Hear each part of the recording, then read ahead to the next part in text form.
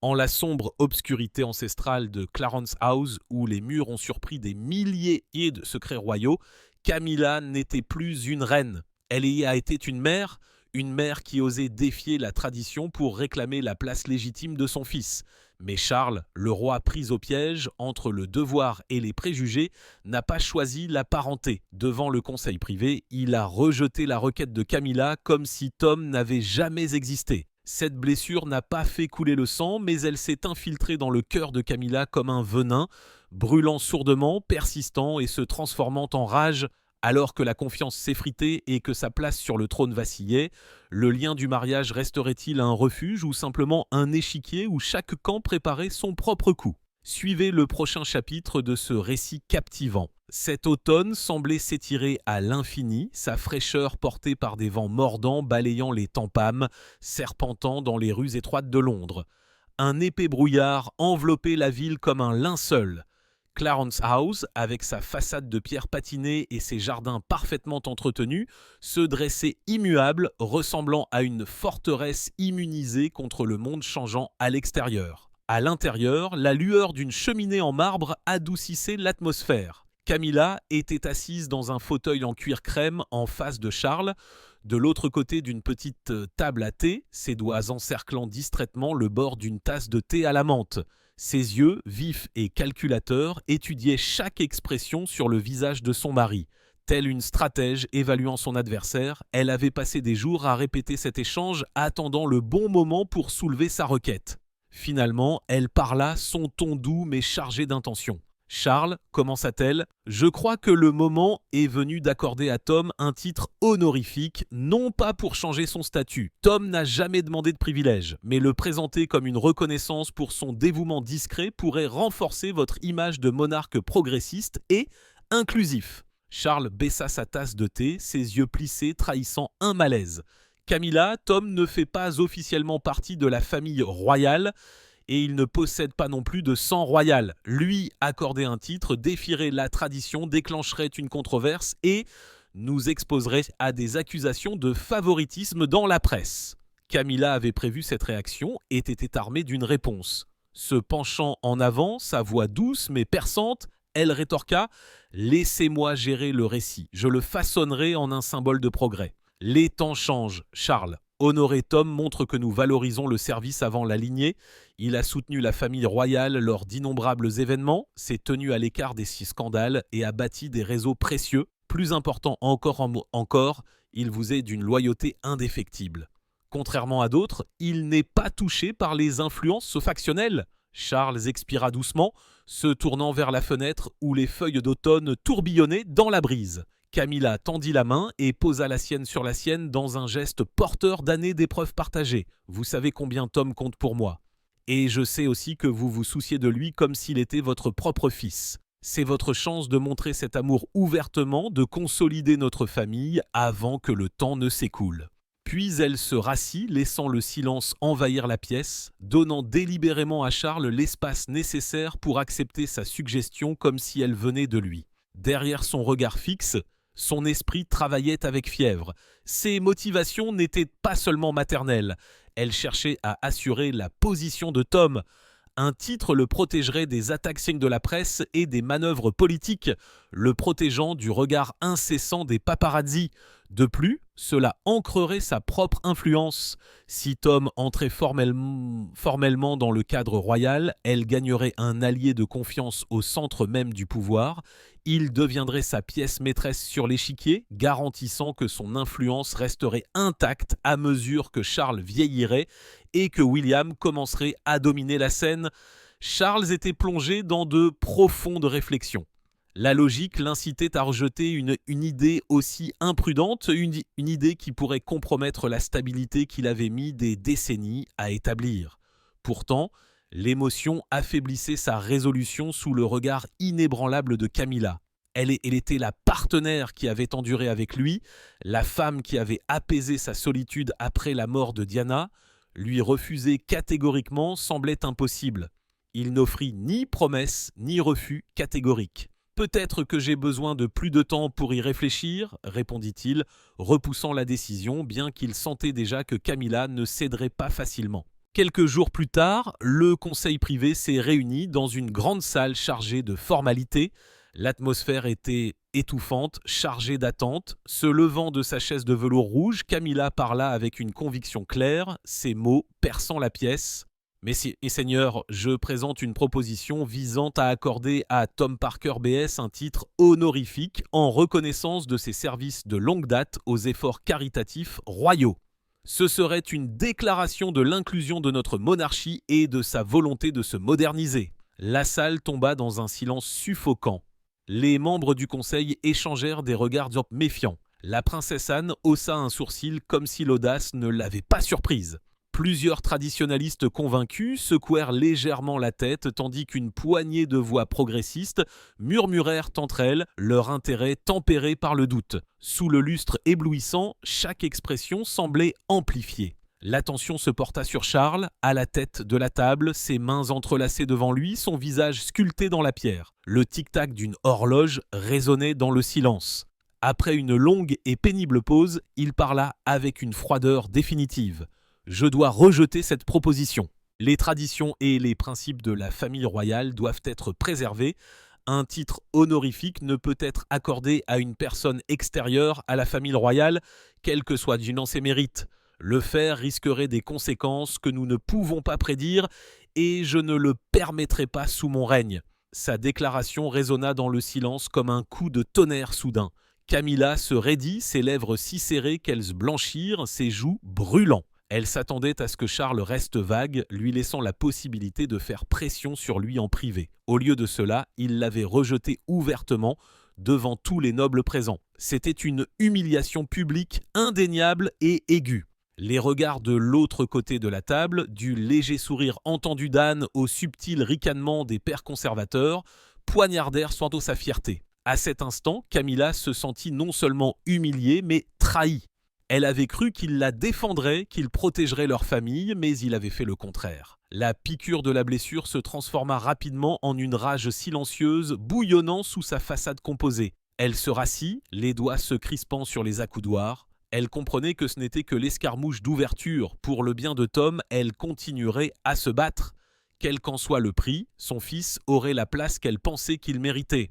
Au lendemain de la débâcle du conseil privé, Clarence House semblait enveloppé d'une brume plus épaisse que le brouillard de fin d'automne de Londres. Extérieurement, Camilla ne montra aucune explosion de colère.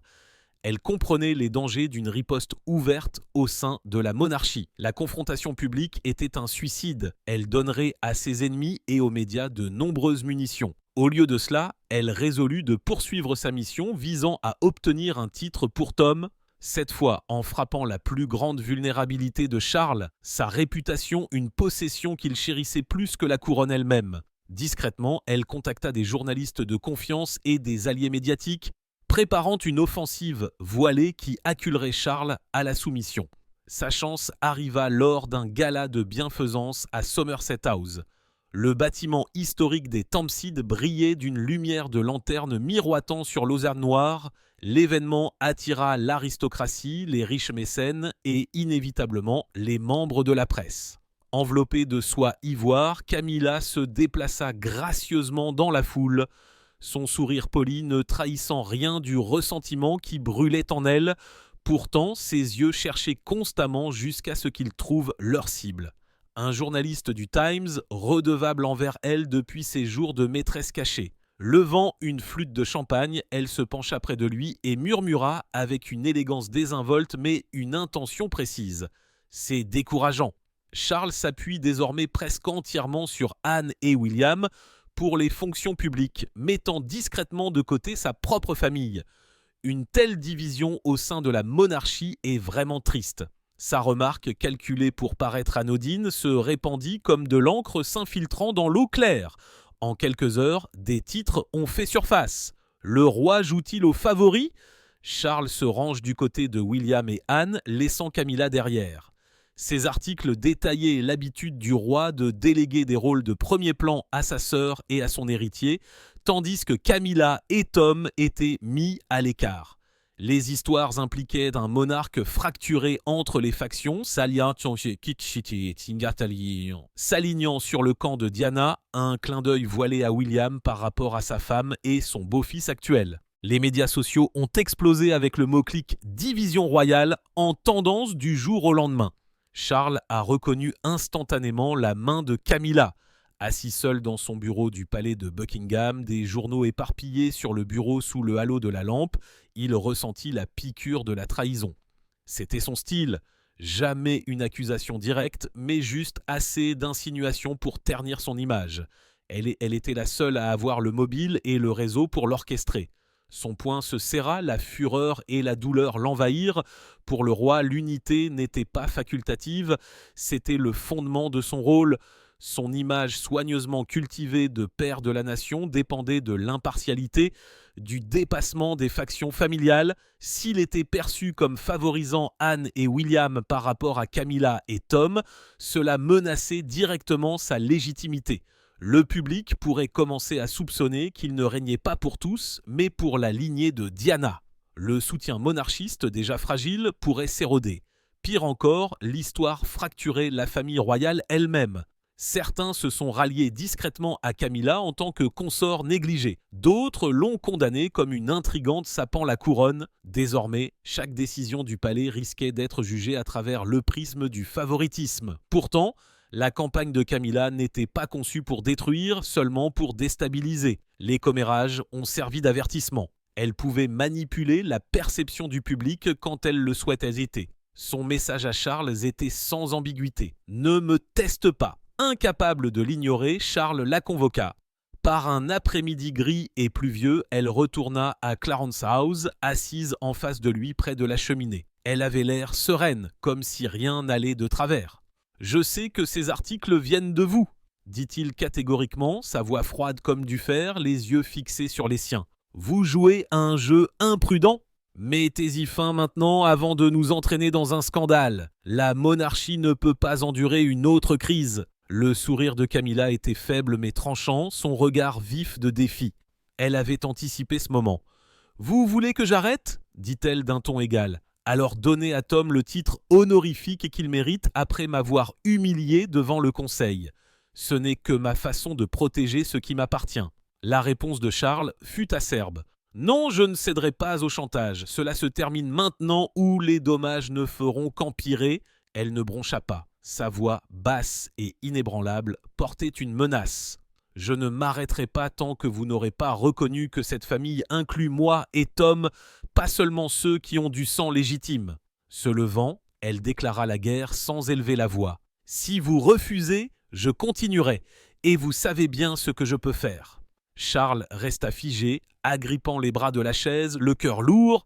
Il avait espéré que l'amour ou la raison pourraient la faire changer d'avis, mais la femme devant lui n'était plus la partenaire qui avait autrefois apaisé sa solitude. Elle était devenue une rivale redoutable. Il la regarda partir en silence, ses pas résonnant sur les sols polis, réalisant que leur lien s'était fracturé plus que jamais. À partir de ce moment, l'offensive de Camilla devint plus audacieuse. Elle diffusa le récit du roi qui prenait parti dans plusieurs canaux, des commentaires de fin de soirée de la BBC, des flux de médias sociaux, même les tabloïds. Des sources anonymes proches d'elle ont parlé de Charles la négligent, tissant un récit tragique d'une consort isolée dans un palais froid, son fils étant négligé malgré des années de service. Elle se confia à des alliés avec une lamentation répétée « Je ne veux rien d'autre que de l'équité pour mon fils ». Pourtant, Charles a oublié que nous sommes aussi sa famille. Les résultats ont dépassé même ses attentes. L'opinion publique a commencé à pencher. Les sondages ont révélé que l'approbation de Charles diminuait tandis que l'image de Camilla s'orientait subtilement vers celle de la femme lésée. La réputation autrefois solide du roi apparaissait désormais fracturée, polarisant. Pour certains, il n'était plus impartial mais cruel, un monarque indifférent à sa propre famille.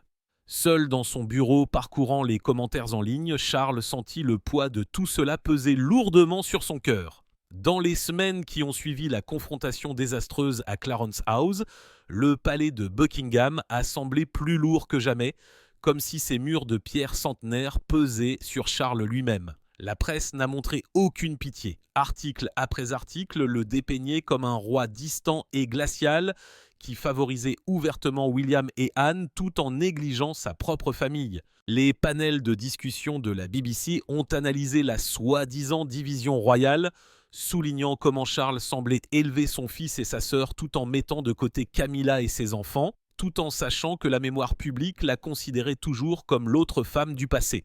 Sur les plateformes sociales, les critiques à l'égard de Charles se sont répandues comme une traînée de poudre.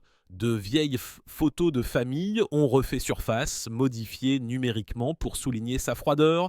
Le monarque, autrefois célébré comme une figure d'équité impartiale, était de plus en plus perçu comme égoïste, un homme qui privilégiait les héritiers de son premier mariage. Chaque matin, Charles dépliait les journaux avec des mains tremblantes, sa poitrine se serrant de désespoir. Il savait que plus cela durerait, plus les dommages seraient profonds, risquant la plus grave crise de confiance de la monarchie depuis la mort de Diana. Il réalisa qu'il ne pouvait plus rester passif. Dans son bureau privé du palais de Buckingham, dont les murs étaient tapissés des portraits austères de ses ancêtres le regardant de haut comme des juges, il convoqua un petit cercle de ses conseillers les plus fiables, des hommes fidèles uniquement à lui, non affiliés à une faction du palais. Sous la lumière d'une lampe de bureau qui creusait de nouvelles rides de stress sur son visage, il parla d'une voix ferme et calme qui portait le poids du commandement. Nous devons frapper son point le plus vulnérable, lancer un audit de toutes les fiducies caritatives sous le contrôle de Camilla. Rien ne doit être négligé. Je veux un rapport approfondi, discret et rapide. Depuis un certain temps, il avait remarqué des irrégularités troublantes, d'importantes sommes d'argent envoyées périodiquement à une obscure société de conseil sans trace claire des services fournis.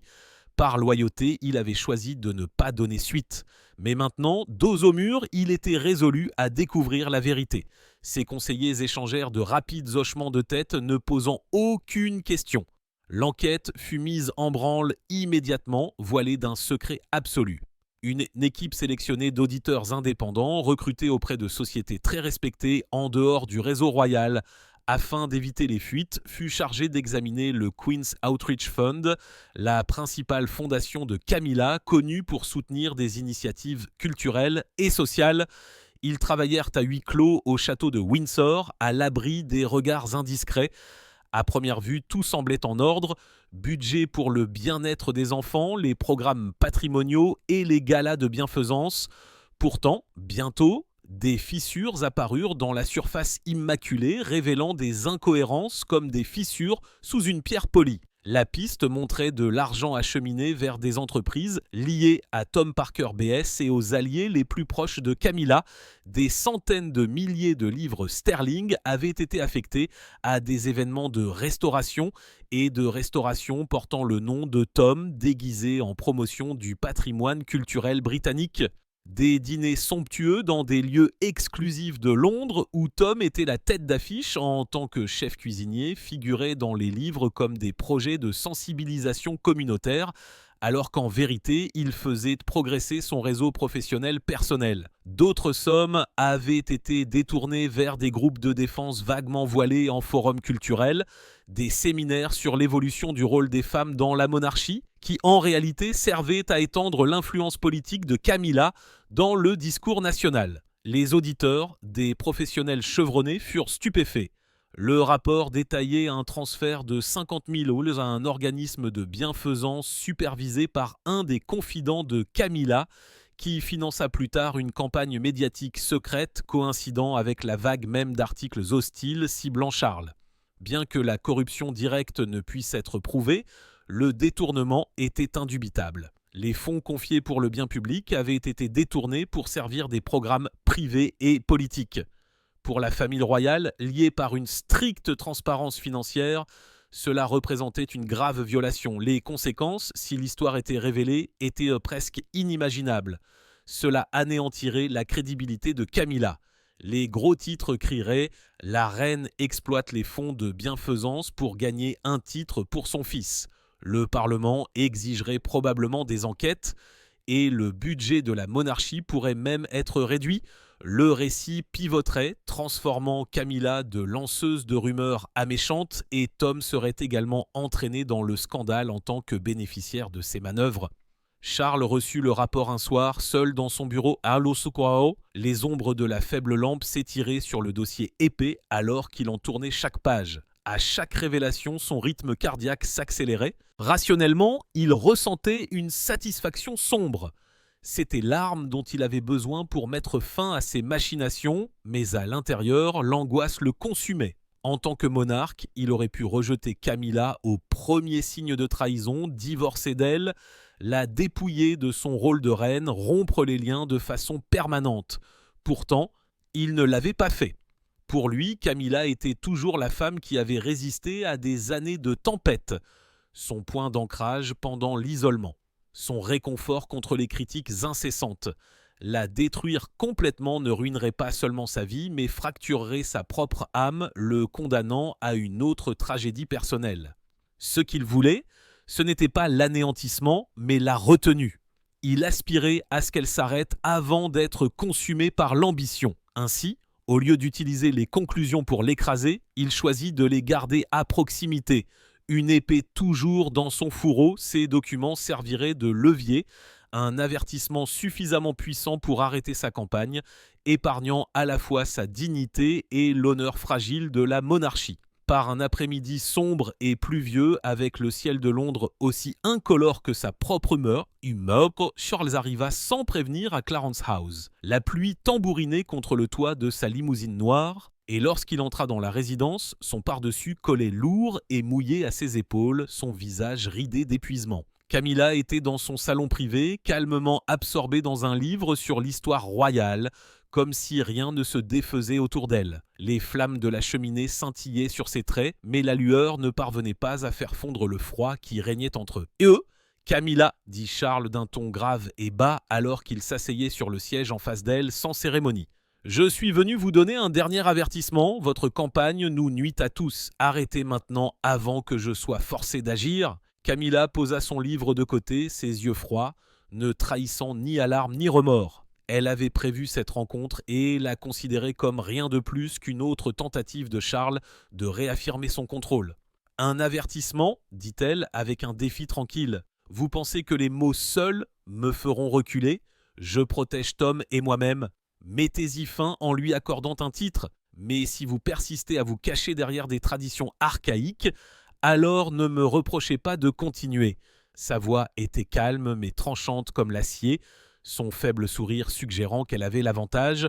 Se penchant en avant, elle ajouta de façon pointue « Vous vous inquiétez de votre apparence. Alors cédez. Je n'ai rien fait d'extrême, seulement révélé ce que les gens devraient s'en avoir. » Charles la regarda avec tristesse, la poitrine serrée. Il avait espéré un éclair de regret, mais ses yeux ne reflétaient rien d'autre qu'une détermination de fer. Son ton s'adoucit, presque suppliant. « Ne comprenez-vous pas ? Il ne s'agit pas simplement de Tom ou de précédents, il s'agit de nous, de l'unité de la monarchie. Ces rumeurs déchirent tout, sapant mon autorité. Je vous aime, Camilla, mais je ne peux pas vous permettre de détruire ce que nous avons lutté pour préserver, tout cela pour un titre. » Elle secoua la tête, son regard tranchant. « Vous m'aimez ? Si c'était le cas, vous ne m'auriez jamais humilié devant tout le monde. Vous ne vous souciez que de votre image, Charles. Pas de moi, pas de Tom. Et je ne m'arrêterai pas tant que vous n'aurez pas accepté que cette famille doit changer. » Se levant, elle signala que la conversation était terminée, tournant le dos à lui et regardant les fenêtres rayées de pluie comme si la discussion n'était qu'une brève distraction. Charles quitta Clarence House, bouillonnant, la frustration brûlant dans sa poitrine. À l'arrière de sa voiture, regardant la pluie ruisseler sur la vitre, il réalisa que la persuasion avait échoué. Camilla était animée par une ambition trop forte pour que les mots puissent l'influencer. L'action était désormais inévitable. Sur le chemin du retour vers le palais de Buckingham, il leva son téléphone et parla à son secrétaire particulier avec une résolution inébranlable. Organiser une réunion confidentielle du conseil privé, ce soir. Ce soir-là, dans une salle isolée du château de Windsor, l'atmosphère était feutrée et grave, ressemblant davantage à un tribunal caché qu'à un conseil royal. Les murs lambrissaient en chêne, faiblement éclairés par des lustres anciens, projetait de longues ombres sur la table. Seule une poignée de personnalités de confiance avait été convoquée. La princesse Anne, plusieurs pairs conservateurs et des conseillers juridiques loyaux. Aucun procès verbal ne serait pris, aucun étranger ne serait informé. Le secret le plus absolu était impératif. À la tête de la table, Charles était assis, rigide, le dossier épais serré dans ses mains, son visage sévère dans la lumière vacillante. Il commença, sa voix ferme mais lourde d'autorité. « Mesdames et messieurs, nous sommes confrontés à un problème interne grave. Un audit des fondations caritatives de la Quai caritatif de la Reine a révélé des irrégularités manifestes. » Il fit glisser le dossier vers l'avant et, un par un, les membres du conseil se penchèrent, leurs yeux s'écarquillant d'inquiétude en lisant. La princesse Anne haussa un sourcil en murmurant « C'est plus grave que prévu ». Des fonds détournés vers les projets de Tom et même le lobbying politique. Charles fit un signe de tête rapide et ajouta « Oui, ces versements enfreignent nos normes de transparence et pourraient facilement être interprétés comme un abus d'autorité. Si cela était exposé, la monarchie serait confrontée à un scandale aux proportions dévastatrices. Mais je n'ai aucune intention de rendre cela public, cela nous nuirait à tous. Au lieu de cela, je propose une mesure interne discrète. Restreindre le rôle public de Camilla, confier la gestion de ses œuvres de bienfaisance à un conseil de surveillance indépendant nommé par le conseil et réduire son accès direct aux fonds royaux et aux canaux médiatiques. La salle devint tendue, les membres échangèrent des regards inquiets avant qu'un comte ne prenne finalement la parole. Cela vérifierait son influence sans provoquer l'examen public, mais s'y soumettra-t-elle ? La réponse de Charles fut ferme, inflexible. Elle doit le faire. Ce n'est pas une punition, c'est une protection pour la famille royale elle-même. Après une courte et prudente discussion, le conseil signala son accord tacite. Aucun vote formel ne fut enregistré, ne laissant aucune trace de ce qui s'était passé. En quittant la salle, Charles ressentit à la fois soulagement et appréhension. Il avait soigneusement tissé un filet pour limiter la portée de Camilla. Pourtant, il savait au fond de lui qu'une telle étape pourrait briser ce qui restait de leur mariage. Dans les jours qui suivirent la session secrète du conseil privé, Camilla commença à sentir de subtils changements dans sa vie quotidienne. Au début, elle les écarta comme de simples coïncidences. Un engagement caritatif annulé ici, un briefing interne dont elle n'a jamais été informée là. Mais le schéma devint indéniable. Un matin lugubre, assise à son bureau à Clarence House avec une tasse de thé intacte devenue froide, son secrétaire particulier entra avec un regard anxieux. « Madame, » dit la femme, sa voix hésitante, « je viens de recevoir un avis formel du palais de Buckingham. Le Queen's Outreach Fund a été placé sous l'autorité d'un conseil de surveillance indépendant. Tous les projets liés à M. Tom sont suspendus indéfiniment. » Camilla se figea. Sa main se serra autour de la lettre jusqu'à ce que le papier se froisse dans sa main. Elle lut et relut le phrasé bureaucratique détaché, son pouls s'emballant. Ce fonds avait été sa création, sa bouée de sauvetage d'influence, nourri pendant des années pour devenir une source de pouvoir doux. Maintenant, il avait disparu, son contrôle lui avait été arraché, les entreprises d'oiseaux de Tom brusquement coupées, ses entreprises culinaires et culturelles laissées à la dérive. Se levant, elle marcha lourdement vers la fenêtre léchée par la pluie, regardant le jardin, encore humide de la tempête de la nuit précédente. Le coupable ne nécessitait aucune conjecture. Seul Charles détenait à la fois l'autorité et le mobile pour exécuter un coup aussi calculé. Cherchant à obtenir une confirmation, Camilla agissa rapidement. Elle téléphona à un confident au sein du conseil privé qui avait longtemps sympathisé avec sa position. Leur échange fut bref mais accablant. Il révéla la réunion clandestine à Windsor, l'enquête sur ses œuvres de bienfaisance et la décision disciplinaire approuvée par le roi lui-même. « Vous devez avancer avec prudence », murmura le conseiller. C'était l'ordre direct de Charles. Terminé l'appel, Camilla resta immobile, son visage vidé de sa couleur, alors que la fureur la traversait. Charles avait manié la machinerie même de la monarchie qu'elle avait autrefois renforcée à ses côtés, l'utilisant maintenant pour la saper. Elle quitta Clarence House en trombe sans attendre sa voiture avec chauffeur, entrant dans la bruine et héla un taxi noir londonien. La pluie trempa son manteau, mais elle ne s'en souciait plus. Le protocole fut écarté. Pas d'annonce du secrétaire, pas de rendez-vous préalable. Elle ouvrit les portes du bureau de Charles au palais de Buckingham. À l'intérieur, il était assis à son bureau en acajou, des piles de documents d'État devant lui. La porte claqua derrière elle, faisant trembler les couloirs et surprenant ceux qui étaient à l'extérieur. Charles leva les yeux, son visage enregistrant à la fois la lassitude et la surprise. « Camilla, qu'est-ce que c'est que ça? Ce n'est pas le moment. » Elle coupa ses mots, sa voix tranchante de rage et tremblant d'émotion. « Pas le moment. Vous m'avez ruiné, Charles. Vous avez dépouillé mon fonds, arrêté les projets de Tom. Pensiez-vous que je ne le découvrirais pas? Vous avez conspiré avec le conseil dans mon dos pour me réduire à néant dans ce palais. » Elle s'avança vers son bureau, sa main frappant sa surface polie, ses joues rouges de colère. Tout ce qu'elle avait construit semblait s'effondrer, son pouvoir, son influence, même le mariage qu'elle avait autrefois cru invulnérable. « Vous êtes peut-être roi, mais vous n'avez pas le droit de me faire ça, à notre famille. » Charles se leva, son visage ferme, bien que ses yeux trahissent la douleur. Il avait anticipé une telle confrontation, mais pas sa férocité. S'éloignant de derrière son bureau, il garda un ton mesuré. « Camilla, s'il te plaît, écoute, cela n'a jamais été destiné à te détruire. C'était pour protéger la monarchie. Tu es allé trop loin avec les rumeurs et la presse. L'audit a révélé un détournement dans ton fonds, de l'argent dirigé vers les entreprises personnelles de Tom, même le lobbying politique. Si tout cela venait à la lumière, les retombées nous atteindraient bien tous. J'ai choisi de ne pas l'exposer, de ne pas te déshonorer. C'était la seule façon de le contenir. L'échange s'est intensifié dans une impasse, aucun ne voulant céder. La voix de Camilla s'éleva, amère d'accusation. Protéger la monarchie? Non, vous vous protégez vous-même, vous craignez que le public ne vous qualifie de partial, vous craignez qu'Anne et les traditionalistes ne vous abandonnent. Mais qu'en est-il de moi, Charles? Qu'en est-il des années que j'ai sacrifiées, des batailles que j'ai menées à vos côtés? Tom n'est pas digne d'un titre, mais William hérite de tout. Où est votre amour dans tout cela? Sa voix se brisa alors que des larmes coulaient sur ses joues.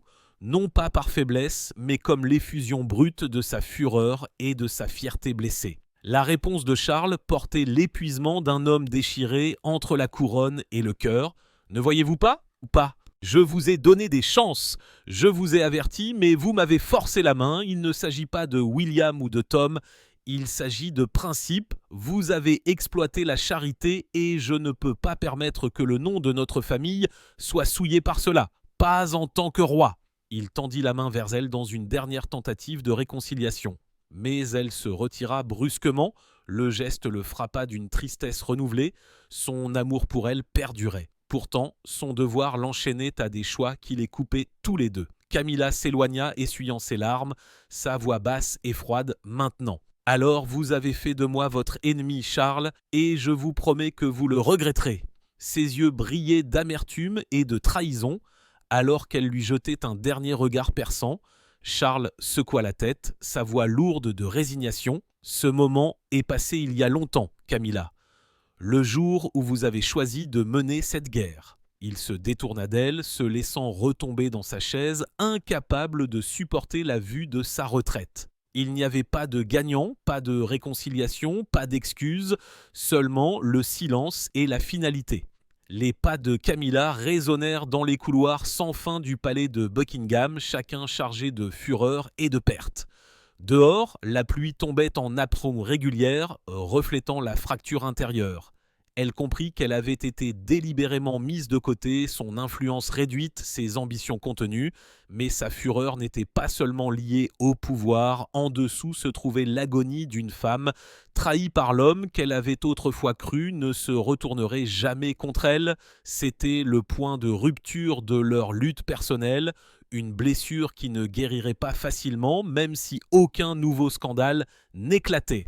Dans les mois qui suivirent son amère dispute avec Charles, l'autorité de Camilla continua de s'effondrer pièce par pièce.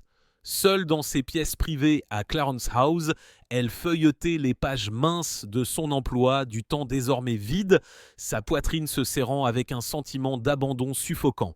Son regard, autrefois vif et impérieux, était devenu vague, assombri par la douleur de l'exclusion, exclu des principales réunions royales, omise des engagements publics qui portaient autrefois son nom. Des chuchotements circulaient dans la presse à propos de son absence soudaine et les médias sociaux bourdonnaient de spéculations. Pourtant, les journalistes qu'elle avait autrefois cultivés comme alliés gardaient maintenant leur distance, peu disposés à risquer l'association. Camilla, la femme qui avait autrefois si magistralement dirigé les récits, se sentait maintenant impuissante face à la vague de doutes publics.